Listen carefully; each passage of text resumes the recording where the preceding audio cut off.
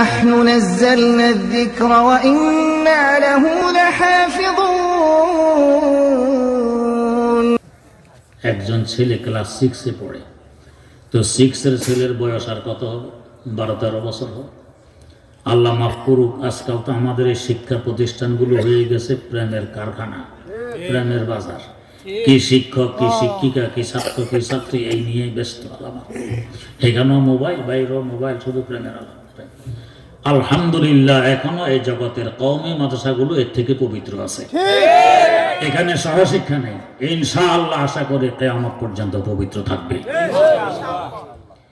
তো এই ছেলে আরেক মেয়ের সাথে লাইন, যাদের এ ধরনের লাইন মাইন হয় এদের লজ্জা শরমও দেয় নেই। ছেলে একদিন বাড়ি এসে সরাসরি তার আব্বাকে বলতেছে, আব্বা আমাকে বিয়ে করাই দেন, আমার চয়েস আছে, এর অনেক ক্যান্ডিডেট, দেরি হয়ে গেলে আবার কে নিয়ে যায়, তোর আমি পাবো না, দেরি করা যাবে না। দেখেন অবস্থা। আব্বার তো মাথায় হাত, বলে কি ক্লাস 6 এ পড়ে, এখন বিয়ের ফিকির মাথায়। বাবা কি বলো? কয় না আব্বা, অনেক ক্যান্ডিডেট, পরে পাওয়া যাবে না, এখনই। আব্বার চতুর্দিক অন্ধকার দেখে আসছে ইমাম সাহেবের কাছে, মসজিদের হুজুরের কাছে। এসে বলছে, হুজুর আমার ছেলেটাকে একটু বুঝান। কি? মাত্র ক্লাস 6 এ পড়ে, এখনই বিয়ের ফিকির, আজকে সরাসরি আমার কাছে যে প্রস্তাব নিয়ে আসে তাকে বিয়ে করাই দিতাম, তার নাকি চয়েস আছে, একটু ছেলেটাকে বুঝান। হুজুর বলেন, ছেলেকে একটু পাঠান, দেখি কি করা যায়। ছেলেকে পাঠাইলো। ছেলে সালাম দিয়ে এসে কই, হুজুর আমার আব্বাকে একটু বুঝান। কি বুঝাইতেন?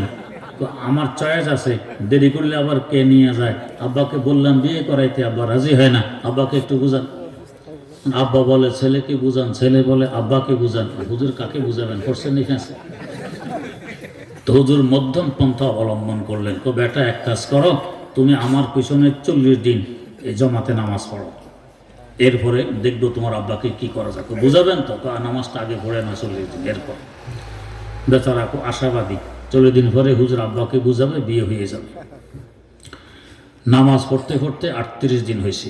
হুজুর তো খুশি, মাশাআল্লাহ, হয়তো এতদিনে বিয়ের ফিকির চলে গেছে। 38 দিনের দিন একবারে আগে ভাগে এসে হুজুরের কামরায় হাজির। হুজুর তো মহা খুশি, পরহেজগার হয়ে গেছে, সবার আগে চলে এসছে আজকে মসজিদে।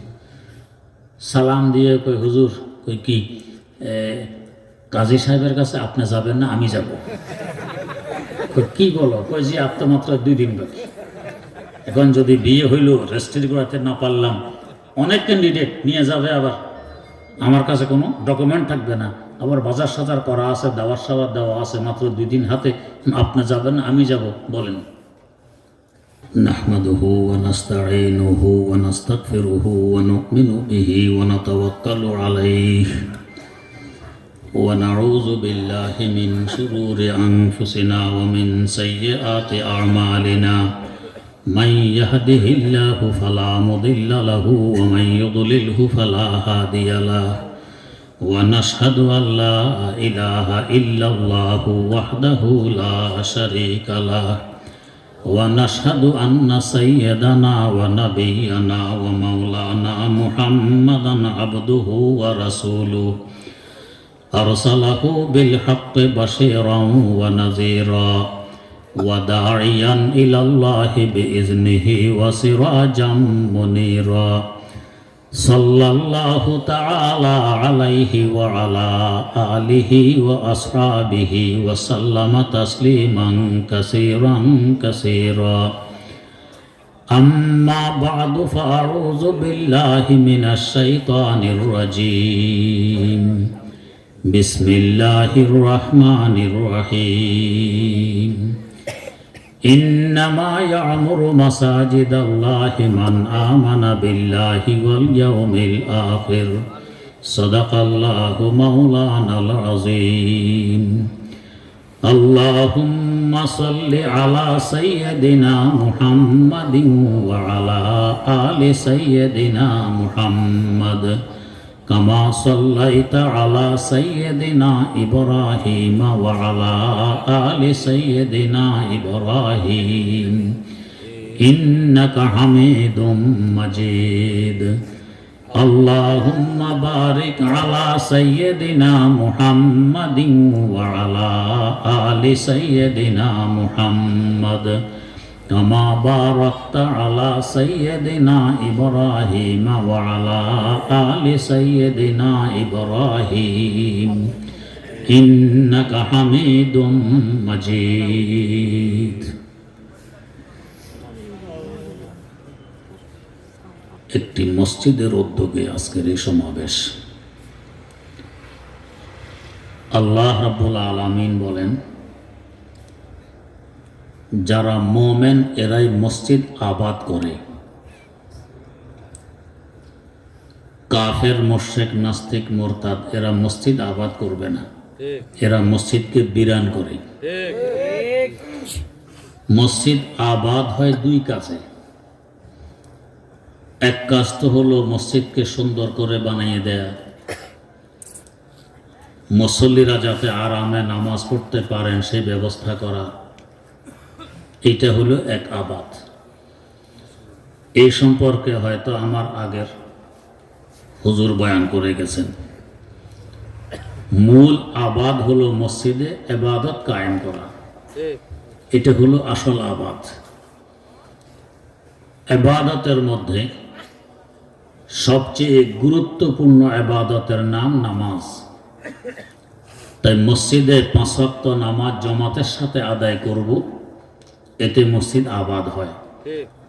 পাশাপাশি আমি সাক্ষী পেয়ে গেলাম হাদিসের আলোকে যে আমি মুমিন। যদি আমি মসজিদে গিয়ে নামাজ না পড়ি, আল্লাহ মাফ করুক, হয়তো মোটেও পড়ি না, পড়লো একা একা পড়ি, ঘরে পড়ি, বাইরে পড়ি, মসজিদে পড়ি না, তাহলে আমার ঈমান নিয়ে আমি নিশ্চিত থাকতে পারবো না। হ্যাঁ, যদি মসজিদে গিয়ে জামাতে নামাজ আদায় করি, তো আল্লাহ রাব্বুল আলামিনের ভাষ্য অনুযায়ী আমি একজন মুমিন সাক্ষী পেয়ে গেলাম। তো আমার ঈমান আছে কি নেই এটা নিশ্চয়তার জন্য যদি পরীক্ষা করতে হয়, পরীক্ষা হবে আমি মসজিদে গিয়ে জামাতে নামাজ পড়ি কিনা। যদি দেখি আমি মসজিদে গিয়ে জামাতে নামাজ পড়ি, পরীক্ষা হয়ে গেছে, আমি মুমিন। আর মুমিন বান্দার আসল বাড়ি জান্নাত। আল্লাহ পাক ঈমানের বরকতে তাকে জান্নাত দিয়ে দিবেন। তার মানে মসজিদে গিয়ে যদি আমি জামাতে নামাজ পড়ে, ইনশাআল্লাহ আমি জান্নাতে প্রবেশ করতে পারবো, ইনশাআল্লাহ, এটা নিশ্চয়। এই নামাজ এমন একটি ইবাদত, মসজিদে গিয়ে পড়তে তো কিছু কষ্ট হবেই, এমনও পড়তে কষ্ট লাগে। বিশেষ করে শীতকাল, ভোর রাত্রে ওঠা, ওযু করা, এরপরে নামাজের জন্য প্রস্তুতি নেয়া, আর মসজিদে যেতে তো ঠান্ডার মধ্যে রাস্তা অতিক্রম করা কষ্টই লাগে।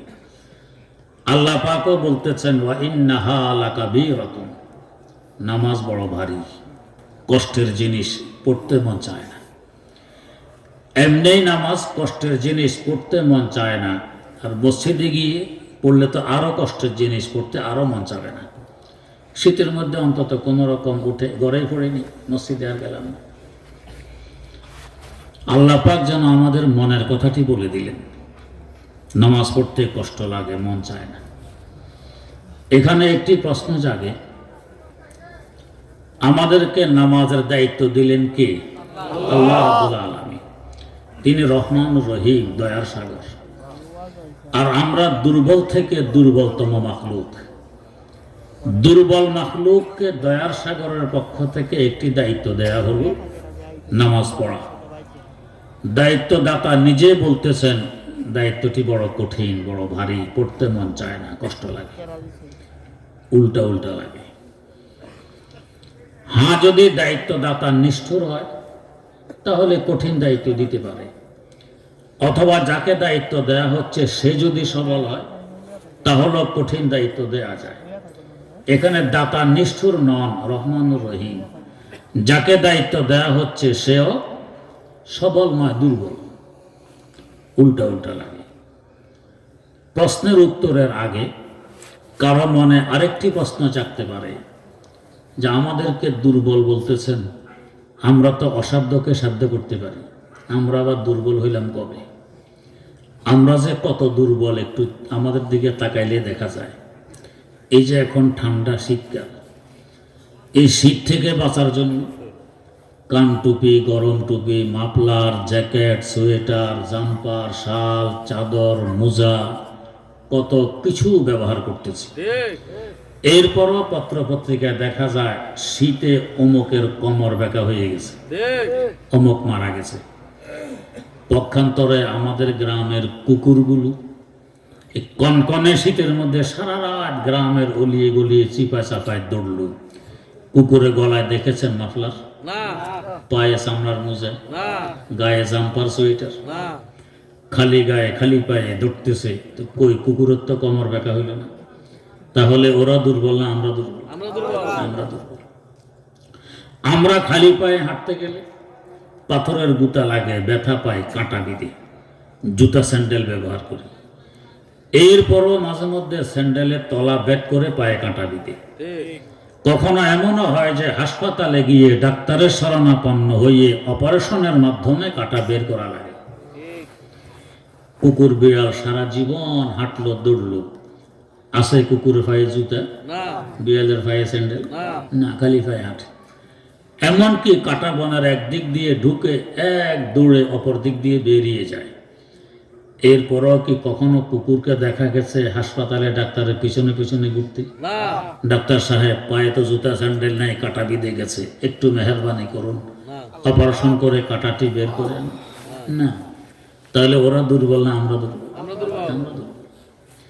আমাদের বাচ্চা 2.5 মাস 3 মাস বয়স হয়ে গেছে, পায়খানা করছে, মা আসতে একটু দেরি হয়েছে, এসে দেখে মাশাআল্লাহ অর্ধেক পরিষ্কার হয়ে গেছে। আর একটু দেরি করলে পুরাটাই পরিষ্কার হইতো। কে করে পরিষ্কার? বাচ্চা নিজে। কিভাবে?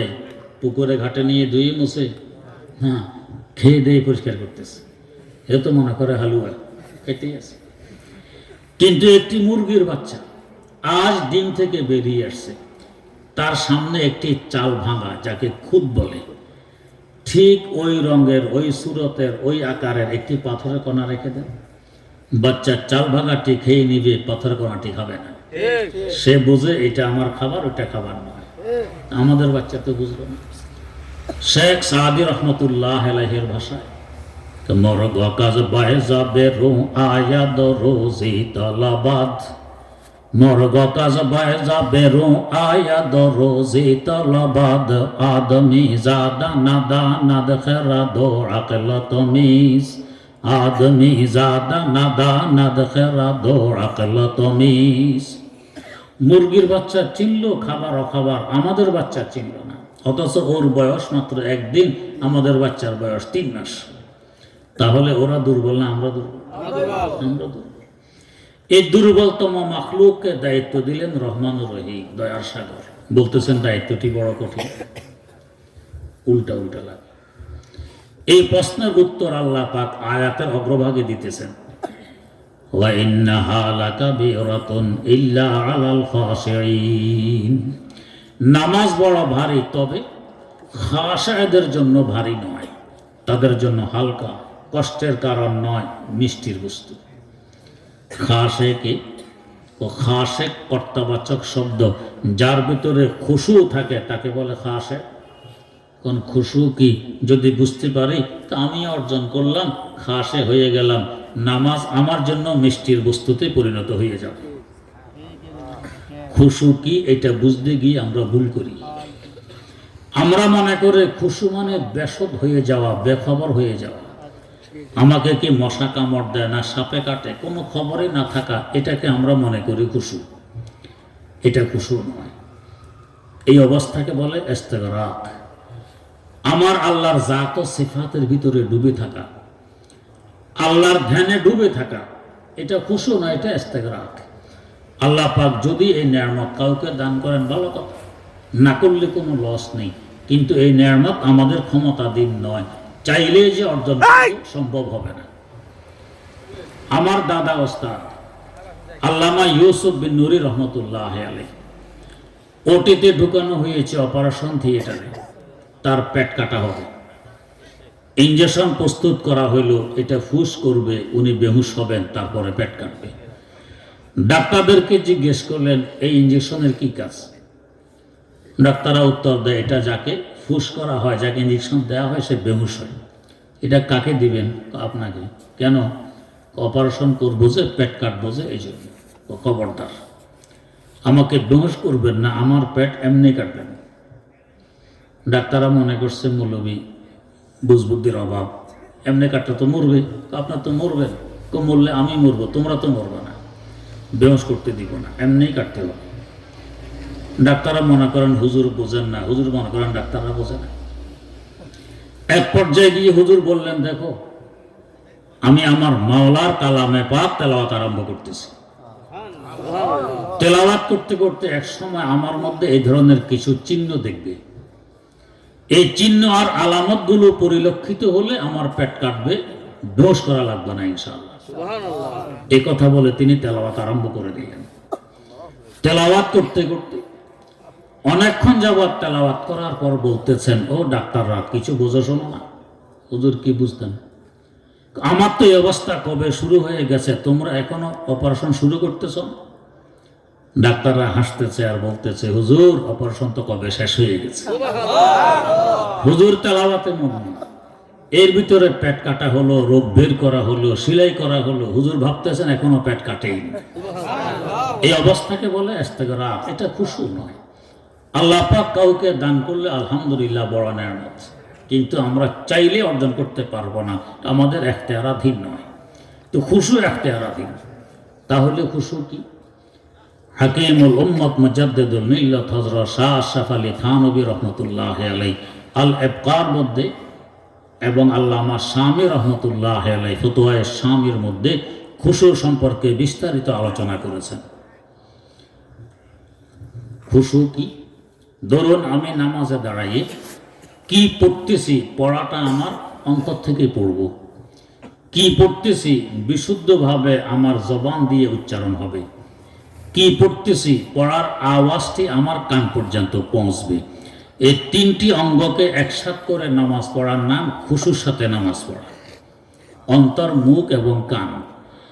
আগে তো ইস্তেগরাকে খুশু মনে করে নিরাশ হয়ে গিয়েছিলাম যে আমার তো নামাজে এই অবস্থা হয় না, আর খুশু ছাড়া নামাজ করলে নাকি লাভ নেই, তো নামাজ বাদ।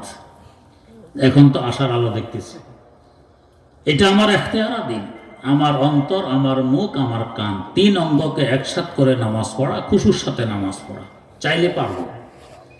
তবে এতদিন তো তিন অঙ্গ তিন জায়গায় রেখে নামাজ পড়ছিলাম।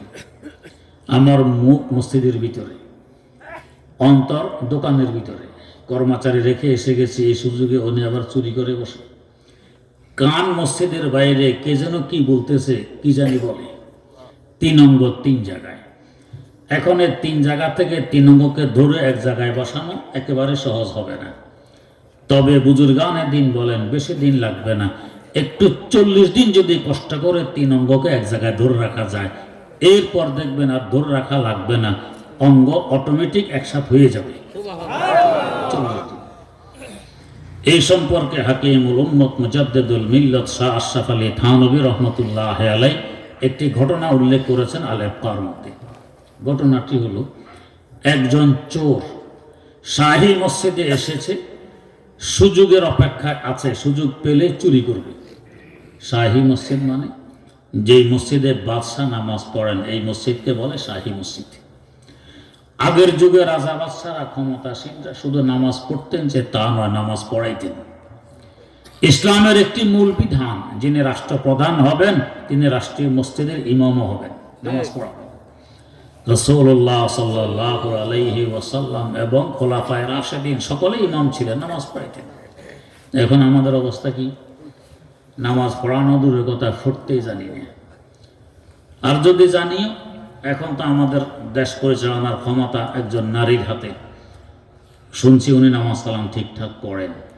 উনি যদি এখন আসেন বাইতুল মুকাররম জুমা পড়াইতে, পড়বেন নি আপনারা? অবস্থা কি? যাই হোক, তো যেই মসজিদে বাদশাহ নামাজ পড়েন, চোর ওই মসজিদে এসেছে, সুযোগ পাইলে চুরি করবে। ওই সময় ঘটনাক্রমে বাদশাহ তার মন্ত্রীকে ডেকে বলতেছেন, মন্ত্রী তুমি তো জানো আমার একটি মাত্র মেয়ে, আর কোনো ছেলেও নেই, কোনো মেয়েও নেই। আমার এই মেয়ে বিয়ের উপযোগী হয়ে গেছে। একজন পরহেজগার ছেলে খোঁজ করো, আমি পরহেজগার ছেলের কাছে মেয়ে বিয়ে দেব। আমার অবর্তমানে এই মেয়ের স্বামী হবে এ দেশের বাদশাহ, এ রাজ্যের মালিক। একজন বাদশাহ ছেলে খুঁজতেছেন কিরকম? পরহেজগার। আমরা খুঁজি কি বিদেশে আছে কিনা, ব্যবসা বাণিজ্যের হাল হাকিকত কেমন, এগুলো দেখি, টাকা পয়সা। হাদিসে বলে ফাসফার বেজাতি দিন, দিন দেখে বিয়ে করো, বিয়ে দাও, সুখের সংসার গড়ে উঠবে। আমরা দিন দেখি না, অর্থ সম্পদ দেখি, হাবিজাবি দেখি, 2-4 দিন পরে অশান্তি শুরু। তো একজন বাদশাহ বলতেছেন পরহেজগার দেখে ছেলে খোঁজ করো, মেয়ে বিয়ে দিও। মন্ত্রী জিজ্ঞেস করলেন বাদশাহ কে পরহেজগার, বুঝবো কিভাবে? বিচক্ষণতার পরিচয় দিয়েছেন। আমরা হলে কিন্তু জিজ্ঞেস করতাম না। আমরা তো জানি দলে দলে গরু ছাগল কোন দিকে যায় এদিকে পরহেজগার পিসাব, ডোলের বাড়ি কোন দিক থেকে আসে ওই দিকে পরহেজগার পিসাব না। পরহেজগার ফার্সি শব্দ, যে বাঁচে তাকে বলে পরহেজগার। কিসের থেকে বাঁচে? গুনাহ থেকে বাঁচে। যে নামাজ কালাম পড়ে ইবাদত করে সে হলো আবেদ, আর যে গুনাহ থেকে বাঁচে এ হলো পরহেজগার। ইবাদতের তুলনায় গুনাহ থেকে বাঁচার প্রয়োজনীয়তা কোটি কোটি গুণ বেশি। শরহে হামবিতে উল্লেখ আছে লা তারকু যাররাতিন মিম্মা নাহাল্লাহু আনহু খায়রুম মিন ইবাদাতিস সাকালাইন। এক জর্রা পরিমাণ গুনাহ থেকে বাঁচা। জর্রা মানে সকালবেলা যখন সূর্য ওঠে দেখবেন বেড়ার ছিদ্র দিয়ে, দুয়ারের ফাঁক দিয়ে, জানালার চিপা দিয়ে আলোর রশি কোনাকুনি কোনাকুনি ঘরের ভিতরে ঢোকে। ওই দিকে তাকাইলে দেখে অসংখ্য কি যেন ঘুরতেছে, ধরতে চাইলে নাই। এগুলো ঘুরে সর্বত্র, অতি ক্ষুদ্র হওয়ার কারণে আমরা দেখতে পাই না। ওখানে যে আলো বেশি তাই দেখা যায়। এইটাকে বলে জর্রা। এই এক জর্রা পরিমাণ গুনাহ থেকে বাঁচা গোটা দুনিয়ার মানুষ এবং জিন জাতির সমষ্টিগত ইবাদত থেকে কোটি কোটি গুণ বেশি উত্তম।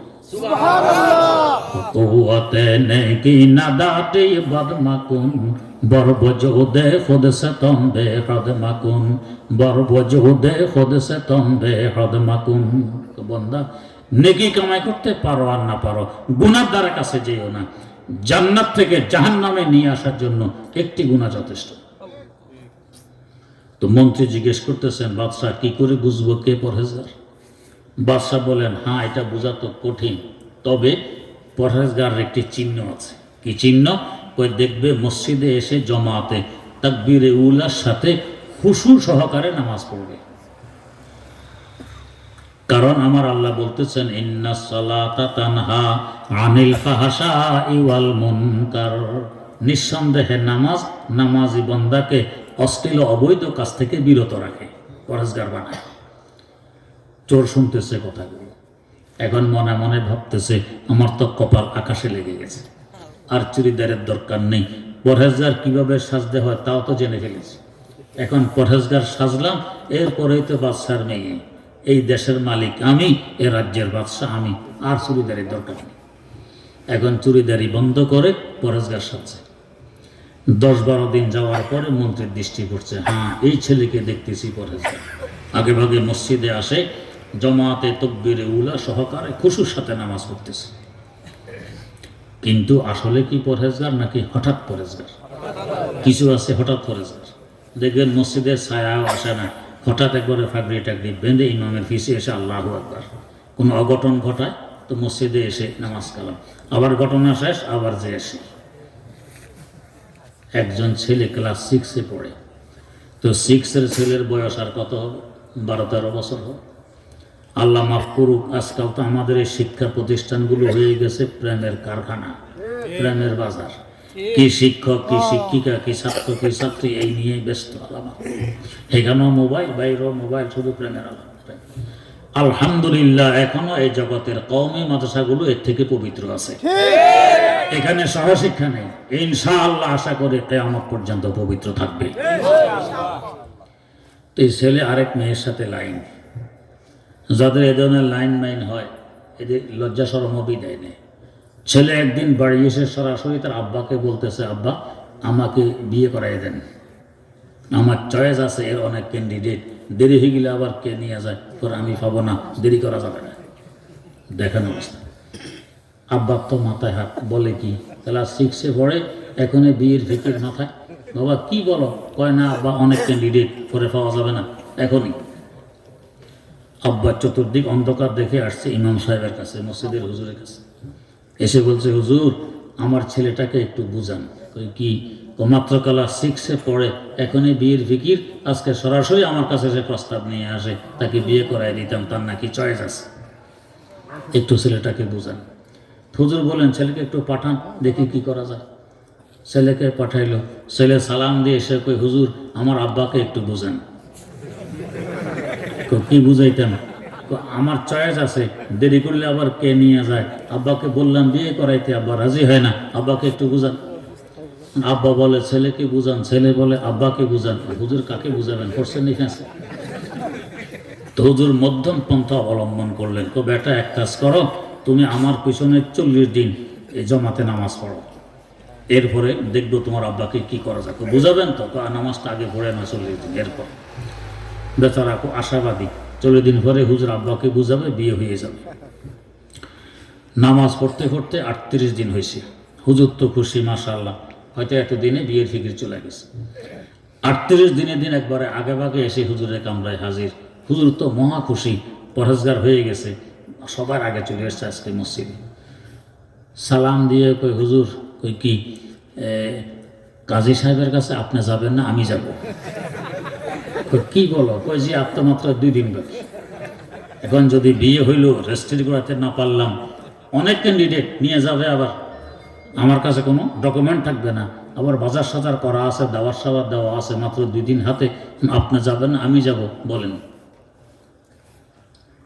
হুজুর তো কোরআনওয়ালা, আল্লাহ পাক সিনায় কোরআন দিয়ে তো হুজুর বানাইছেন। কোরআনের বরকতে আল্লাহ পাক আলেমদেরকে বিচক্ষণতাও দান করেছেন। এদের বিচক্ষণতার সাথে দুনিয়ার কোনো বিচক্ষণ, কোনো বুদ্ধিজীবী আজ পর্যন্ত কুলাইতে পারেনি, না পারবে ইনশাআল্লাহ। আমাদের কুমিল্লা জেলার লাকসাম থানার অধিবাসী আল্লামা মোস্তফা আল হোসাইনি রাহেমাহুল্লাহ সফর অবস্থায় হোটেলে খেতে বসেছেন। উনি যে টেবিলে বসলেন, ওই টেবিলে আরেকজন ভদ্রলোক বাম হাতে চা খায়। আজকাল কিছু ভদ্রলোক আছে বাম হাতে খায়, এটা হলো এদের ভদ্রতা। ভদ্রতা কি অভদ্রতা কি বুঝার মতো যোগ্যতা হারিয়ে ফেলেছি। আশ্চর্য হবেন, এই 2 সপ্তাহ আগে পত্রিকায় পড়েছি, তাসলিমান নাসরিন একটি প্রবন্ধ ছেপেছে। সে লিখতেছে, বিয়ে শাদী একটি কুপ্রথা। বিয়ে শাদী কুপ্রথা। এক সময় দুনিয়াতে প্রথা থাকবে না, ইতিহাসের পাতায় দেখা যাবে এক সময় বিয়ে শাদী হইতেও থাকবে। সে এখন চায় আন্দোলন করতে বিয়ে শাদীর কথা উঠে যাক। এখন প্রশ্ন জাগে, সে প্রশ্ন তুলল, বিয়ে শাদী না করলে আমাদের বাচ্চা কাচ্চা কোত্থেকে আসবে? এক সময় তো মানুষ শেষ হয়ে যাবে। তো সে জবাব দেয়, কেন? কুকুর বিড়াল তো বিয়ে শাদী করে না, তো ওদের কি বাচ্চা কাচ্চা হয় না? ওদের কি বংশ শেষ হয়ে গেছে? তো কুকুর বিড়ালের যখন বংশ শেষ হয় না, তার বিয়ে শাদী না করা পরেও, তো আমাদের শেষ হবে কেন? চিন্তা করেন কোথায় গেছে মন মানসিকতা। এখানে আমার প্রশ্ন, বিয়ে শাদীর ব্যাপারে কুকুর বিড়াল দেখলে খাওয়া দাওয়ার ব্যাপারে দেখো না? কুকুর তো গু খায়, পায়খানা খায়, তো তুমি খাও না? তুমিও খাও। এই কুকুর বিড়াল যদি গু খাইয়ে বাঁচতে পারে, তো আমি পারবো না কেন? তো তুমিও গু খাও। কুকুর বিড়াল তো কাপড় চোপড় পরিধান করে না, তুমি কেন করো? ওরা যদি শীতকাল গরমকাল কাপড় ছাড়া থাকতে পারে, তো তুমি কেন শীতকালে এত কাপড় ব্যবহার করো? তুমিও কাপড় খুলে ফেলো। বিড়াল তো ইঁদুর খায়, তো নিজে ধরে খায়। আজকে থেকে তুমি ইঁদুর ধরায় নামো, এরপরে কাঁচা ইঁদুর খেতে থাকো, বাধা দিবে কে? কুকুর বিড়াল তো পাকশাক করে খায় না, তুমি কেন পাকশাক করে খাও? কুকুর বিড়াল তো ধুয়ে মুছে পরিষ্কার করে খায় না, মাটিতে রেখে ময়লা সহকারে খাও। তুমি আজকে থেকে মাটিতে রেখে কাঁচা কচরা ময়লা সহকারে খাওয়া আরম্ভ করো। তারপরে দৃষ্টান্ত দিয়ে কুকুর বিড়াল বিয়ে করে না। তো এগুলো চোখে দেখো না, শুধু বিয়ে শাদী দেখছো। কোথায় গেছে এদের মন মানসিকতা? চিন্তা করো। এটা নাস্তিকতার ফল। বাম হাতে চা খায়। হুজুর গোশত দিয়ে ভাত খেয়ে হাড়গুলো যথাসাধ্য চিবিয়ে পরিষ্কার করে খাওয়ার চেষ্টা করতেছিলেন। এভাবে পরিষ্কার করে খাওয়া নবীর সুন্নত। চা খাওয়ানেওয়ালা ভদ্রলোক বারবার হুজুরের দিকে তাকায়, মনে মনে হয়তো ভাবে, হুজুর বোধহয় জীবনও গোশতের চেহারা দেখে, গোশত খেয়ে হাড় সহ খেয়ে ফেলতেছে। এক পর্যায়ে গিয়ে প্রশ্ন করে বসলেন, হুজুর আপনাদের দেশে কুকুর কি খায়? বদলোকের ধারণা হুজুর বলবেন কুকুর হাড় খায়, তো হুজুরের মিল হবে কুকুরের সাথে, এতে করে হুজুরের বেইজ্জতি হবে। তাই প্রশ্ন, আপনাদের দেশে কুকুর কি খায়? হুজুর তো কোরআনওয়ালা, জবাব দিলেন জি জনাব, আমাদের দেশের কুকুরের অভ্যাস খারাপ, বাম হাতে চা খায়। কাকে কুকুর বানাতে চাইল, কে কুকুরে পরিণত হলো? এটা কোরআনের বরকত। এমন এক ভদ্রলোক কওমি মাদ্রাসায় আসছে, তদন্ত করবে এরা এখানে কি করে। বাইরে থেকে কত লম্বা লম্বা কথা, এখানে জঙ্গিবাদীর আস্তানা, এখানে এই সেই হাবিজাবি কত কথা বলে। আর এখানে এসে থাকো 1 মাস, দেখো এরা কি করে। আমাদের মুরব্বীদের মুরব্বী আল্লামা রশিদ আহমদ গঙ্গোহী রহমতুল্লাহ আলাইহির বিরুদ্ধে ইংরেজ সরকারের কাছে নালিশ গেছিল, তো এখানে জঙ্গিবাদীর ট্রেনিং হয়। তো সরকার সিআইডি পাঠাইছে, বদলোক ছিলেন একজন হিন্দু, উনি চুপে চাপে 1 সপ্তাহ রইলেন। 1 সপ্তাহ পরে হুজুরের কাছে ধর্ণা দিয়ে বললেন, হুজুর আপনার বিরুদ্ধে নালিশ গেছে সরকারের কাছে, এখানে নাকি জঙ্গিবাদীর ট্রেনিং হয়। আমি 1 সপ্তাহ রইলাম চুপে চাপে, কই কোনো ট্রেনিংয়ের নাম নিশানা তো দেখলাম না, বরং উল্টা দেখি আপনার খানকার ইট পাটকেল থেকে পর্যন্ত আল্লাহ আল্লাহ শব্দ জিকির বেরিয়ে আসে। তবে একটি কথা বুঝতে পারতেছি না, ওই কি, আপনার খানকা অসংখ্য মুরিদ মেহমান আসতেছে যাইতেছে খাইতেছে, কিন্তু আয়ের কোনো উৎস দেখি না, এরা কোত্থেকে খায়? তো হুজুর বললেন, ভাই আমাদের খানকা চলে তাওয়াক্কুলের উপর নির্ভর করে। তাওয়াক্কুল। হুজুর তো এটা কোন ব্যবসার নাম? জি না, এটা কোনো ব্যবসার নাম নয়। ও কোনো খেতিবাড়ির নাম? জি না, খেতিবাড়িও নয়। তো এটা কি? হুজুর বললেন, না, আমাদের একজন রিজিক দাতা আছেন, আমরা তার উপরে নির্ভরশীল। আমরা কি খাবো, কি পরবো, কোথায় থাকবো, এই দায়িত্ব তার। আমাদের দায়িত্ব শুধু তার গোলামি করা। আমরা আমাদের দায়িত্ব পালন করি, তার গোলামি করি, আর তার দায়িত্ব তিনি পালন করেন। আমাদের থাকা খাওয়া পড়ার ব্যবস্থা তিনি করেন।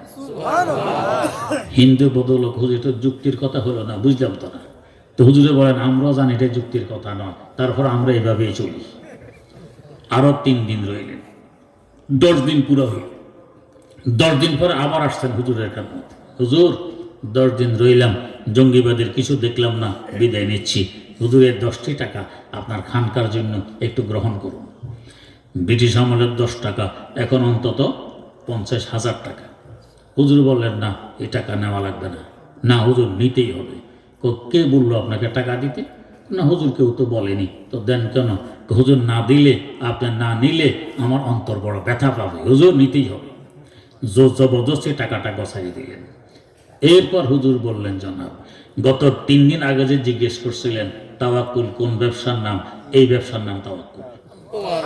আমিও চাইনি, আপনাকে কেউ বলেও নি, তারপর আপনি দিতে বাধ্য, না নিলে আপনার অন্তর ব্যথা পাবে। এইভাবে আমাদের খানকা চলে। কওমি মাদ্রাসাগুলো এভাবেই চলে, কোনো বাজেট নেই, আয়ের নির্দিষ্ট কোনো উৎস নেই, এভাবে কোটি কোটি টাকা ব্যয় হয়, হাজার হাজার ছাত্র ফ্রি খায়। 1 হাটহাজারি মাদ্রাসায় 7,000 ছাত্র 3 বেলা ফ্রি খায়। ঢাকা ফরিদাবাদ মাদ্রাসায় 6 থেকে 6,500 ছাত্র 3 বেলা ফ্রি খায়। এইভাবে চলতেছে। কিভাবে আসে, কিভাবে খায়, এটা আমরাও বুঝি না, অন্যরাও বুঝবে না। কিন্তু এই কিছু লোকজন আছে, এরা খায় থেকে টাকা পয়সা পায় কই, এখানে জঙ্গিবাদী ট্রেনিং হয়, এরা এখনো বুঝতে অক্ষম। আর আসো, এখানে থাকো কিছুদিন, আমরা মেহমানদারি করব, তারপরে দেখো এখানে কি হয়। তো বদলোক আসছে, তদন্ত করবে এরা কি করে। লেখাপড়ার মান কেমন বুঝার জন্য ছাত্র শিক্ষককে সামনে নিয়ে একটি প্রশ্ন করলেন।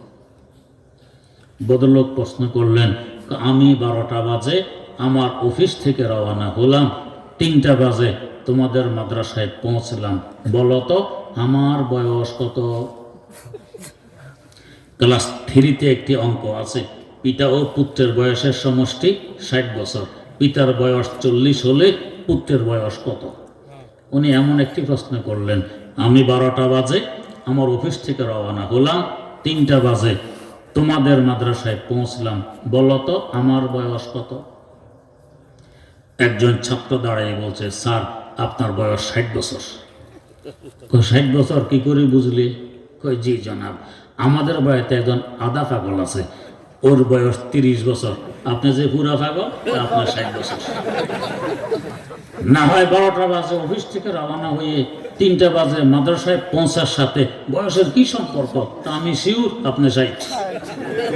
এখন বুঝে আসছে এখানে কি হয়। আল্লাহ তো যাই হোক, আল্লাহ রাব্বুল আলামিন আমাদেরকে নামাজের মতো গুরুত্বপূর্ণ দায়িত্ব দিলেন, দিয়ে বলতেছেন ওয়া ইন্নাহা লাকাবীরাতুন ইল্লা আলাল খাশিঈন, খুশুর সাথে যদি নামাজ পড়ি। এখন এই যে ছেলেটা 38 যাবত নামাজ পড়লো, ইমাম আলেম সিনায় কোরআন আছে, বুঝে ফেলছেন আসলে ব্যাপার কি, বিয়ের ফিকির এখনো কেন তার মাথার থেকে নামেনি। জিজ্ঞেস করছেন বেটা 38 দিন যাবত জমাতে আমার পিছন নামাজ পড়লা, উজু টুজু ঠিকভাবে করছো নি? কয় না হুজুর, উজু তো একদিনও করিনি। উজু করো নাই? কই জি না। তো কেন করো নি? তো আপনি তো বলেননি। নামাজ পড়তে বলছেন তো করছি, ওদের কথা বললেই তো করতাম। তো অজু ছাড়া 38 দিন কেন? 38 বছর যদি নামাজ পড়ে, এটা নামাজ হবে না ব্যায়াম হবে? তো ব্যায়াম হইল, নামাজ কিসের? তো বিয়ের ফিকির কিভাবে যাবে? এই জন্য তো আসে কাজী সাহেবকে, হে যাবে না হুজুর যাবে, প্রস্তাব নিয়ে আসে। তো মন্ত্রী দেখলেন এই যুবক নামাজ পড়তেছে খুশুর সাথে, তাকবীরুল উলা সহকারে জমাতে, আসলে কি পরহেজগার নাকি হঠাৎ পরহেজগার? পরীক্ষা তো করা লাগবে।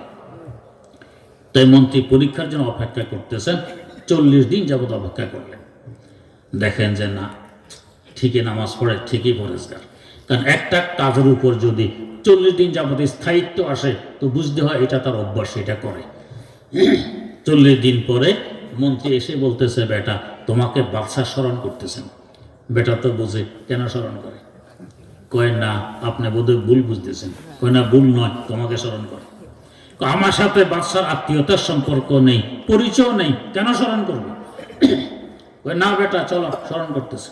জোর করে নিয়ে গেছে বাদশা দরবারে, নিয়ে বললে যে বাদশা এই ফরজের ছেলে নিয়ে আসছি, আপনার প্রস্তাব দিতে পারেন। মন্ত্রীর থেকে পুরো ঘটনা শুনে বাদশা তার মেয়ের বিয়ে প্রস্তাব দিয়ে দিল। কার কাছে? পাক্কা চোর, চোরের কাছে।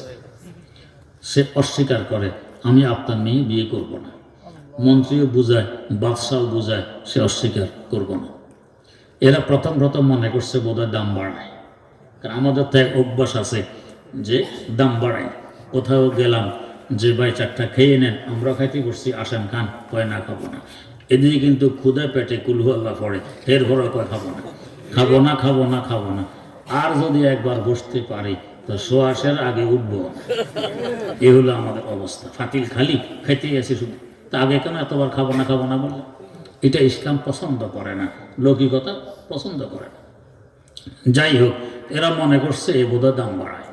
অনেক বোঝানোর পরও যখন সে মানতেছে না, এখন দেখে যে না, মনে হয় যেন বাস্তব। বাদশাহ আশ্চর্য হয়ে জিজ্ঞেস করলেন বেটা এই ক্ষমতার জন্য মানুষ কি না করে, কত কোটি কোটি টাকা ব্যয় করে, কত মানুষ খুন করে, কত জুলুম করে, মিথ্যা বলে, গীবত করে, শেকায়েত করে, মিথ্যা ওয়াদা করে, কত কিছু করে। তুমি ফিরে ফিরে ক্ষমতা পেয়ে যাচ্ছ, এ রাজ্যের মালিক হবে তুমি, এই দেশের বাদশা হবে তুমি, প্রত্যাখ্যান করতেছ, কারণ কি? চোর বলছে বাদশা বাস্তবে আমি আপনার মেয়ের উপযোগী নই, আমি একজন পাক্কা চোর। আজ থেকে 40 দিন পূর্বে আপনার মসজিদে এসেছিলাম সুযোগের অপেক্ষায়, সুযোগ পেলে কোনো কিছু চুরি করে নিয়ে যাব। ওই দিন ঘটনাক্রমে আপনার মন্ত্রীকে ডেকে মেয়ের বিয়ের আলোচনা করেছিলেন, একজন পরহেজগার ছেলের কাছে মেয়ে বিয়ে দিবেন। মন্ত্রী জিজ্ঞেস করে পরহেজগার কে, চিনব কিভাবে? আপনি আলামত বলে দিলেন, জামাতের সাথে তাকবীরে উলা সহকারে খুশু খুজুর সাথে যে নামাজ পড়ে সে হবে পরহেজগার। আপনার এই কথা শুনে আপনার মেয়ের লোভে, বাদশাহী লালসায় আমি চুরিদারি বন্ধ করে পরহেজগার সেজেছিলাম। কিন্তু বাদশাহ দীর্ঘ 40 দিন যাবৎ তাকবীরে উলার সাথে জামাতে খুশু খুজু সহকারে নামাজ পড়ার বরকতে এমন এক বাদশাহীর খোঁজ পেয়ে গেছি যে বাদশাহীর সামনে আপনার এই বাদশাহীর মূল্য 2 পয়সাও নয়।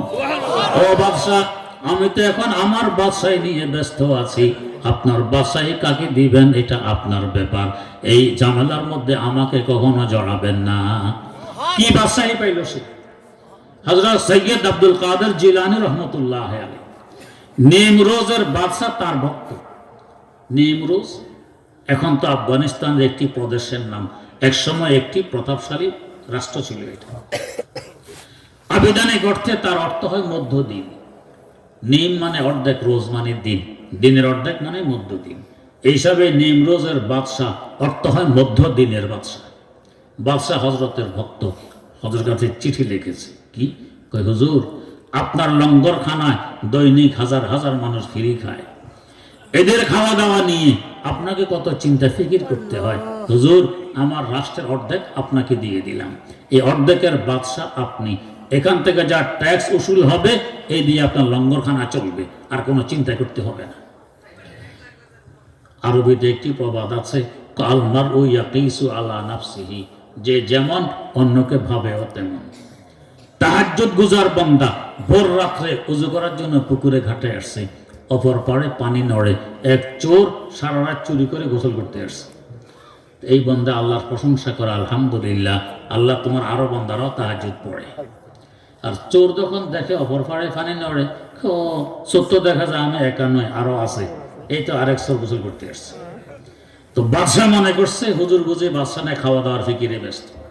হুজুরের তো শান ছিল কারে সাজে মা বা ফিকরে কারে মাস্ত, ফিকরে মা দরকারে মা আজারে মাস্ত, ফিকরে মা দরকারে মা আজারে মাস্ত। আমি যার গোলাম, আমার থাকা খাওয়ার দায়িত্ব তার, সেটা আমার নয়। বাদশাহ চিঠি আসছে হুজুরের হাতে। এমন একটি অফার যদি আমাদের হাতে আসতো কি করতাম? এখন যদি আমাদের প্রধানমন্ত্রী এখন চিঠি লেখে, বাংলাদেশের অর্ধেক তোমার, ইলেকশন মিশন লাগবে না, এই অর্ধেকের প্রধানমন্ত্রী তুমি, বাংলাদেশ লাগবে না, এই শুধু আপনাদের জাউচর, এটার অর্ধেক তোমার, কি করতাম? পল্টন ময়দানে বিশাল সমাবেশের আয়োজন করে প্রধানমন্ত্রীকে প্রধান অতিথি বানিয়ে স্টেজে তুলতাম, এরপরে ফুলের মালা গলায় দিতে দিতে কপাল পর্যন্ত ডাকতাম, জীবনও যাতে চোখে কিছু না দেখে। অভিনন্দন পত্র পাঠ করতাম যে আপনি এই যুগের হাতেন তাই, হ্যাঁ জাউচের অর্ধেক আমাকে দিয়ে দিয়েছেন ফিরি। হযরতের হাতে একটা রাষ্ট্রের অর্ধেক। গ্রহণ করলেন কি করলেন না বাদশাকে জানাইতে হবে। ভিন্ন এক পৃষ্ঠা কাগজে লিখে জানাবেন, এটাও বরদাস্ত করলেন না। বাদশাহ চিঠির অপর পিঠে দুইটি শের লিখে জানাই দিলেন। কি লিখলেন? লিখলেন, চৌচতর সঞ্জরে রোকে বখতাম সিয়াবাদ, চৌচতর সঞ্জরে রোকে বখতাম সিয়াবাদ, দর্দি লাগার বুয়াদ হাওয়া সে মুলকে সঞ্জরাম, চৌ খবর ইয়াফতাম যে মুলকে নেমে সব, মাম মুলকে নেমে রোজ বয়ক যাও নমি হারাম। ও মধ্যদিনের বাদশাহ, স্মরণ রাখো তুমি তো মধ্যদিনের বাদশাহ, আমি আব্দুল কাদের জিলানী মধ্যরাতের বাদশাহ। যেদিন থেকে মধ্যরাতের বাদশাহী পেয়েছি, ওই দিন থেকে মধ্যদিনের বাদশাহীর মূল্য আমার দৃষ্টিতে 2 পয়সাও নয়। ও মধ্যদিনের বাদশাহ, মধ্যরাতে দুনিয়া থাকে ঘুমে বিভোর, আমি আব্দুল কাদের জিলানী থাকি সজাগ, আমার মাওলা থাকেন সজাগ। যেহেতু আমার মাওলার বৈশিষ্ট্য লা তাখুযুহু সিনাতুন ওয়ালা নাওম, তার কোনো তন্দ্রা নেই, তার কোনো ঘুম নেই। 2 সজাগে যোগাযোগে স্থাপন করে যখন কথাবার্তা আরম্ভ হয়, আল্লাহ আল্লাহ আল্লাহ আল্লাহ আল্লাহ আল্লাহ আল্লাহ আল্লাহ আল্লাহ আল্লাহ, তখন আমার অনুভব হয় পুরা সৃষ্টি জগতের বাদশাহী যেন থাকে আমার কদম তলে, আমার পায়ের নিচে। ও মধ্যদিনের বাদশাহ, তোমার বাদশাহী তোমার মোবারক হোক, আমাকে আমার মধ্যরাতের বাদশাহী করতে দাও। এই বাদশাহী সাদার মজা যদি বুঝতে, তলোয়ার নিয়ে যুদ্ধ করে ছিনিয়ে নেওয়ার চেষ্টা করতে। অফার আমি গ্রহণ করতে পারলাম না। এই বাদশাহী তো চোর বলছে বাদশাহ, 40 দিন নামাজের বরকতে এমন এক বাদশাহী পেয়ে গেছি, ওই বাদশাহীর সামনে আপনার এই বাদশাহীর মূল্য 2 পয়সা। আপনার বাদশাহী কাকে দিবেন আপনার ব্যাপার, আমি এখন আমার বাদশাহী নিয়ে ব্যস্ত আছি। আগে ছিল কষ্টের ব্যাপার, এখন হয়ে গেছে মিষ্টির কাজ। এখন আগে নামাজ পড়তে মন চাইতো না, এখন ছাড়তে মন চাবে না, কেমন মিষ্টি। এক মালিক গোলাম সহকারে বাজারে গেছে, ফিরার পথে মাগরিবের আজান চলছে। গোলাম পাক্কা নামাজি, আর মনিব আল্লাহ মাফ করুক পশ্চিম দিকে ফিরে আসারও খায় না। গোলাম বলছে মনিব আজান হচ্ছে, চলে নামাজ পড়ে আসি। কই তুই যা। মনিব অপেক্ষা করে, গোলাম গেছে মসজিদে। গেছে তো গেছে, মাশাআল্লাহ, বের হওয়ার নাম নেয় না। অনেকক্ষণ অপেক্ষা করে গেছে, বের হয় না কেন? মসজিদে কি করে? জানালা দিয়ে উকি মারে, তো মসজিদে ঢোকে না। কারণ মসজিদ তো বরকতের গোডাউন, রহমতের কেন্দ্র। এখানে যে কপাল পোড়া, রহমত থেকে বঞ্চিত, এই মসজিদে ঢুকতে পারবে? একদিন এক গরুর বাছুরের মালিক দেখতেছে মুয়াজ্জিন বাছুরিটাকে পিটাইতেছে মসজিদের সামনে। হুজুর কি হয়েছে, এটাকে পিটাইতেছেন? কি হয়েছে একটু মসজিদে গিয়ে দেখেন না, পায়খানা ফসা করে কি করছে। তো বাছুরের মালিক বলে, হুজুর বোঝেন না, কিন্তু গরু এই জন্য মসজিদে ঢুকেছে। আমাকে জীবনে দেখেছেন মসজিদে ঢুকতে? এই মানুষ মসজিদে ঢোকে না। আল্লাহ তো যে কপাল পোড়া, রহমত থেকে বঞ্চিত, এই মসজিদে ঢুকবে কিভাবে? তো জানালা দিয়ে উকি মারে, দেখে গোলাম ভিতরে।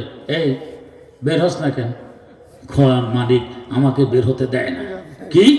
তুই গোলাম আমার, কে বের হতে দেয় না? গোলাম বলে, মালিক যে আপনাকে ঢুকতে দেয় না, সে আমাকে বের হতে দেয় না।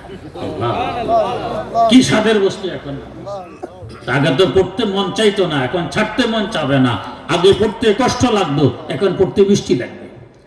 হ্যাঁ, শর্ত হইল একটু 40 দিন কষ্ট করি, অন্তর, মুখ এবং কান তিনটাকে একসাথ করে কিছুদিন নামাজ পড়ে, ইনশাল্লাহ দেখবেন নামাজ কত স্বাদের বস্তু, কত মিষ্টি বস্তু। নামাজের মাধ্যমে মসজিদের মূল আবাদ হয়। তো মসজিদ আবাদ যে করবে, আল্লাহ বলেন সে মোমেন, আমার আল্লাহর সাক্ষী। তো আমি মোমেন কিনা আল্লাহর সাক্ষী যদি পেতে চাই, তো মসজিদ আবাদ করা লাগবে নামাজের মাধ্যমে। আল্লাহ রাব্বুল আলামিন আমাদেরকে নির্মাণের মাধ্যমে আবাদ করারও তৌফিক দেন, ইবাদতের মাধ্যমে মসজিদ আবাদ করার তৌফিক দেন। সুবহানাল্লাহি ওয়া বিহামদি, সুবহানাকাল্লাহুম্মা ওয়া বিহামদিক, আশহাদু আল্লা ইলাহা ইল্লা আনতা, আস্তাগফিরুকা ওয়া আতুবু ইলাইক।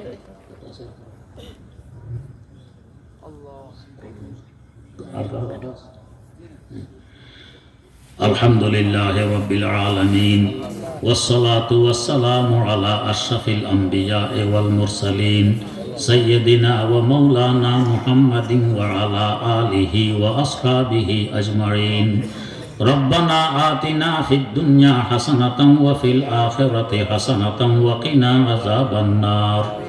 ربنا ظلمنا أنفسنا وإن لم تغفر لنا وترحمنا لنكونن من الخاسرين.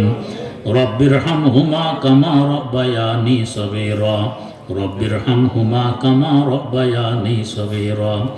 اللهم إنا نعوذ بك من الفتن ما ظهر منها وما بطن. اللهم إنا نجعلك في نحورهم ونعوذ بك من شرورهم.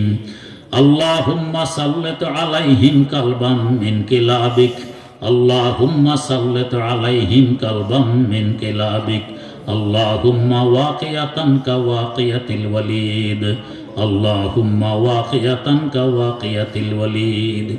আয় আল্লাহ, জাওচর ওয়াজ মাহফিলে বসে গভীর রাত এমন কতগুলো মানুষ কাঙ্গালের ন্যায় তোমার দুয়ারে হাত পেতেছি, যারা সকলেই তোমার কোর্টের আসামি। আয় আল্লাহ, কারোর হাতকে তুমি খালি ফিরাই দিও না।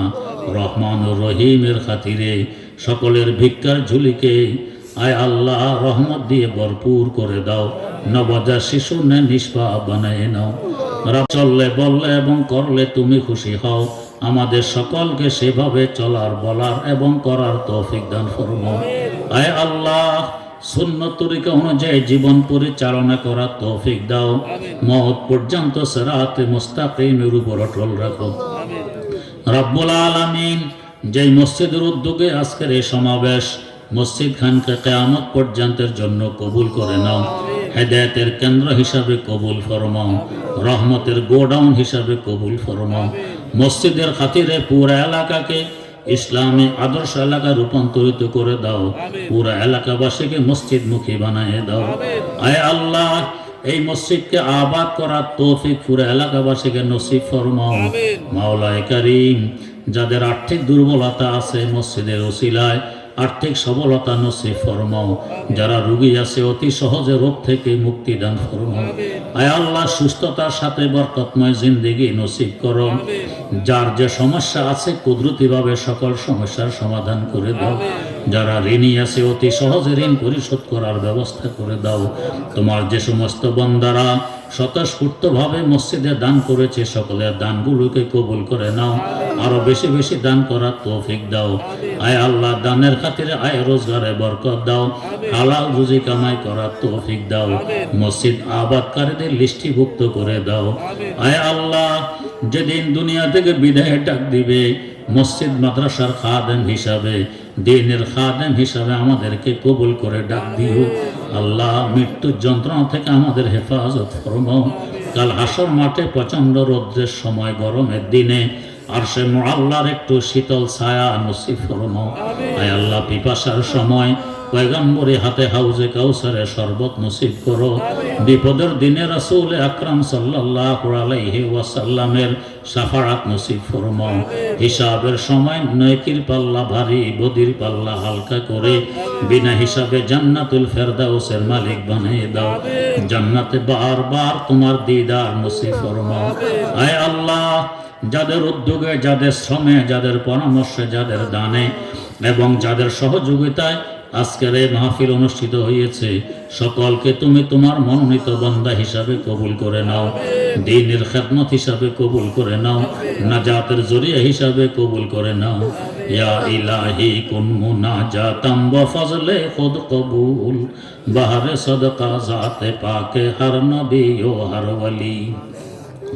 শায়খ ইসলাম ও মুজাদ্দিদ মুরশিদি হযরত তকি सैयदी मौलाना अब्दुल हय्य आरिफ आरिफी, हम हकीमुल उम्मत खैरिल वरा कुतबे हुदा, दस्तगीरे दस्तगीरा यानी मुर्शिद थानवी, बहरे इमदादो बनूरो हजरत अब्दुर रहीम, अब्दे बारी अब्दे हादी अज़्दे दी मक्की वली, हम मुहम्मदी मुहिब्बुल्लाह साहिबु सईद, हम निज़ामुद्दीन जलालो अब्दे कुद्दूस अहमदी, हम मुहम्मद आरिफ हम अब्दे हक शेख जलाल, शम्स-ए-दी तुर्की अलाउद्दीन फरीदे जुधनी, कुतुब-ए दीनो हम मुईनुद्दीन उस्मान शरीफ, हम बमौदूदो अबू यूसुफ मुहम्मद अहमदी, बूसहाको हम मुमशादो हुबैरा नामवर, हम हुज़ैफा वब्ने अदहम हम हुज़ैले मुर्शिदी, अब्दे वाहिद हम हसन बसरी अली फ़खरुद्दी, सैयदुल कौनैन फ़खरुल आलमी बुशरा नबी, सैयदुल कौनैन फ़खरुल आलमी बुशरा नबी, पाक कुन कल्बे मुरातु अज ख्याले गैर खेश, पाक कुन कल्बे मुरातु अज ख्याले गैर खेश, बाहर जाते खुद शिफायम देज अमराज़े दिली, बाहर जाते खुद शिफायम देज अमराज़े दिली, हम गुनाहगारों से मौला सद्दुरूद व सद सलाम, वासिल रोज़ा शरीफ सैयद अकवान हो, हम गुनाहगारों से मौला सद्दुरूद व सद सलाम, वासिल रोज़ा शरीफ सैयद अबरार हो, रब्बना तक़ब्बल मिन्ना इन्नका अंतस समीउल अलीम व तुब अलैना इन्नका अंतत तव्वाबुर रहीम। सुब्हान रब्बिका रब्बिल इज़्ज़ति अम्मा यसिफून व सलामुन अलल मुरसलीन वल्हम्दुलिल्लाहि रब्बिल आलमीन। الذكرى تنفع المؤمنين